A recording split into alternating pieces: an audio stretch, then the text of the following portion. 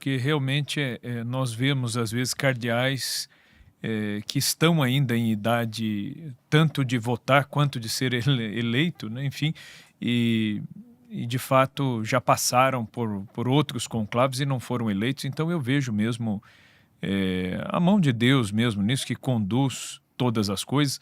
E é como eu disse, né? Uma coisa é o conclave da mídia, né, o conclave como a mídia quer. A mídia às vezes tem outros critérios, diz, olha, esse defende isso, esse defende aquilo, mas o conclave real da igreja, com esta visão, né, do que de fato é o mistério da igreja, corpo místico de Cristo, é outra coisa, né, e realmente é o que eu falei na primeira das nossas lives aqui. Comentar conclave e dar qualquer palpite sobre quem pode ser eleito é pedir para errar miseravelmente.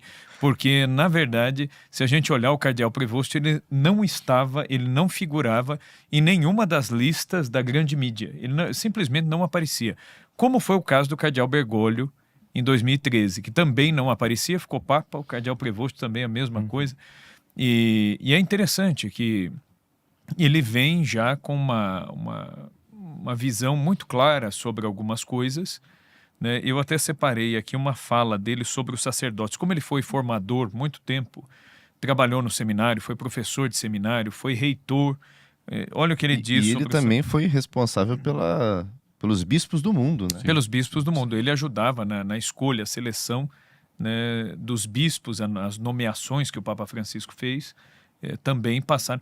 Foram nomeações na mesma esteira do Papa Francisco, geralmente é assim que as nomeações episcopais funcionam, mas eu acredito que agora, sendo ele o Papa, o tom deve mudar ligeiramente. Ele deve imprimir o próprio tom. Ele imprime o próprio tom. Por exemplo, eu separei aqui uma fala dele sobre os sacerdotes. Eu acho isso aqui muito claro, né? Ele diz assim: o mundo precisa de sacerdotes santos, não de gerentes. A formação sacerdotal deve ter como objetivo a santidade e não apenas a competência. Eu acho que faz bastante tempo Belíssimo. que a gente não ouve algo sobre a formação sacerdotal com tanta clareza, né? Então, enfim, e em outros pontos também, né? Não só sobre a formação sacerdotal, tem outros pontos aqui. Por exemplo, em 2012, né, ele fala aqui a respeito de uma preocupação que ele tinha de que a cultura ocidental estava, na verdade, promovendo uma simpatia por crenças e práticas que contradizem o evangelho. E ele faz isso se referindo especificamente ao quê? Ao estilo, abre aspas, ao estilo de vida homossexual, às famílias alternativas compostas por parceiros do mesmo sexo e seus filhos adotivos.